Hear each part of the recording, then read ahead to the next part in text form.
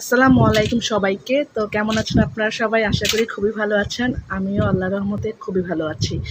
তো প্রচণ্ড পরিমাণ গরম পড়েছে। গরমে মানে কি বলবো, অবস্থা খারাপ হয়ে গেছে সবারই।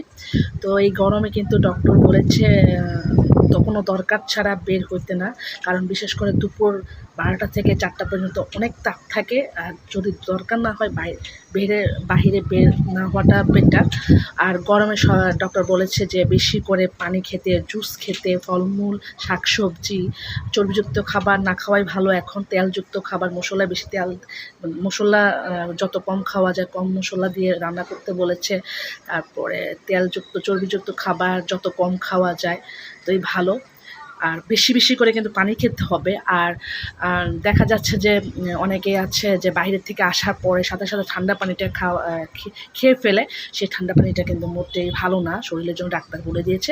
ঠান্ডা পানির সাথে অবশ্যই নরম পানি মিশিয়ে খেতে হবে। তো গরমে আমরা অনেক দিন ধরে আমাদের ছেলেমেয়ে, আমি অনেক দিন ধরে ঘর থেকে বের হচ্ছি না। আর বিশেষ করে স্কুলে একদিন ক্লাস হয়েছে মাত্র, ক্লাস হওয়ার পরে স্কুল বন্ধ করে দিচ্ছে।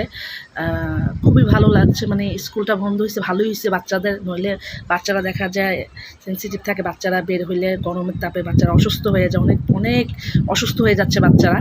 তো স্কুল বন্ধ করে দিচ্ছে। তো এই স্কুল বন্ধ করার পরে আমরা এখন আর আপাতত বের হচ্ছি না কোনো দরকার ছাড়া। যা দরকার হবে দেখা যায় সন্ধ্যার পরে একটু ঠান্ডা থাকে, সন্ধ্যার পরে যা লাগে তা আমরা নিয়েই আসি।